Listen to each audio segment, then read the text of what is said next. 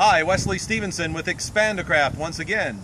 I'm here to give you a more detailed explanation about our new fishing boat. This one is a 16-foot, 9-inch length. It's nearly 4 feet wide, and it comes with lots of different options. Now we're going to compare this to the Hobie Angler series. The Hobie Angler 12-foot boat is about the same weight as my decking system. The decking system itself, that's with the folding mechanism, is 27 pounds. And then there's other options that you can put on it. Just like Hobie has options, so do we, except we have a lot more.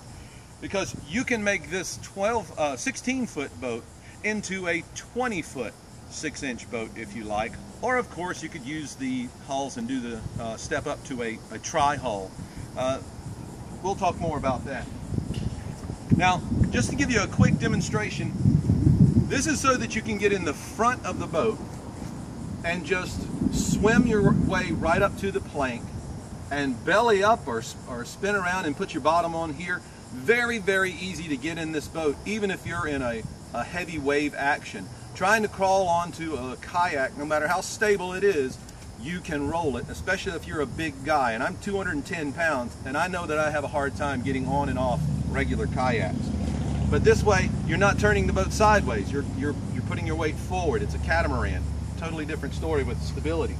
Now here, I have mounted a swivel seat. Certainly you can put any kind of seat that you want, but we're going to have these receivers here that fit perfectly in place. And it's a swivel seat so that it's easy not only to swivel around and get to your fish, you fight your fish sideways, but you can stand up. And if you're like me and you have issues with your knee, trying to stand up from a completely squatted sitting down position on a kayak seat is the most difficult part of standing up. Once you're standing up, not so much, but it's the getting up which is an issue. Here, you're at a chair height. Big difference between mine and some of the other kayaks. Now, if you can see here, this is where this breaks in half. It does have a folding mechanism, and we're going to show you in another video how this thing breaks down, because this whole boat will fit in the back of a small car, like a small hatchback. You can even fit the hulls in a Prius. I've seen that. I've done that.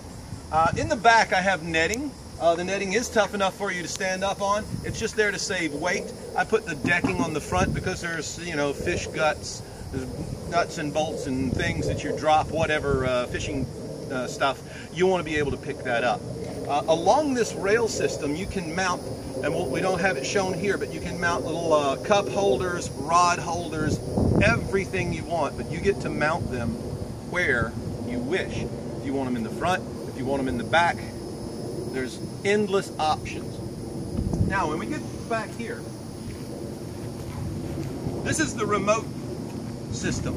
Now, the remote system for this, what we have is a 30-pound thrust Minn Kota motor that we have moved the control unit to just underneath the seat. So you reach down and you control your reverse and your speed, and you set that, and you steer with a tiller.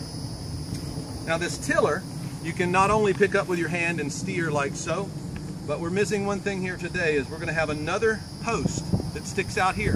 And what that other post is where you put your foot, your leg, in here. And so moving your leg forward and back can steer your motor. Completely hands-free fishing.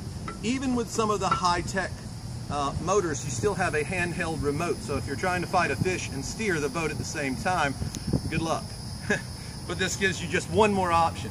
Now, right here, it looks a little complicated, but here's the reason that we have this. We have bungees that can hold you in a very straight line, and then when you're using the rudder, you just overcome the force of just a bungee, so it's not very hard to steer. Now this red line that I have here, that's so that you can spin the chair around, pull this all the way up, de-weed your motor,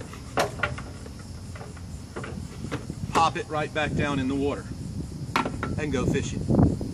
You can also spin around and get to your gear that's in the back. Again, if you're on the Hobie or something else and you have something that's way in the back, you have to either get on your knees on the chair, stand up, lean over. With this, you simply swivel around and you're done. Now, after you lower your motor. We're going to have little hoops there. It's going to hold it permanent. You can put pretty much anything you want here, if you keep in mind that you need to keep a space for your motor to swing up so that you can get that done. You can also mount things off of the wings because of the stability. There's endless options. All right, let's see, weights. We're talking for just one of these 16-foot hulls is 37 pounds. So when you decide to go and take this thing apart and put it on top of your truck or in the back of your car, you can consider this. When you take the deck off, which is 27 pounds, a fully assembled 4-piece hull is only 37 pounds. That means a set of 16 is 74 pounds. So 74 pounds is the hull weight, and then you have 26 pounds for the decking.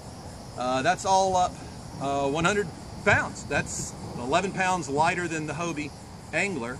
And then of course you go and consider the price, that we are $1,800 and the Hobie Angler is $2,800. You've got plenty of room left over to outfit your boat. By the way, this motor can be had for $275 with the remote control. $275 versus the $700 to $2,000 motor for the Hobie Angler. With the battery, we can get lithium-ion batteries at a much larger capacity than is available for the Hobie for less than a third of the price of the Hobie. So you can step up to the much lighter weight battery, which is the lithium-ion. But right now we have this heavy lead-acid battery, and I think it's about 40 pounds. It's a big monster. But the boat is able to handle me at 220 pounds, this 40-something pound battery, a cooler full of stuff and fishing gear. It's enough to get me around with a 30-pound thrust motor. We're going to show you in our next video how this is going to break down. If you have any questions, give us a call, 813-810-2554, or check us out on Facebook and make sure you like us.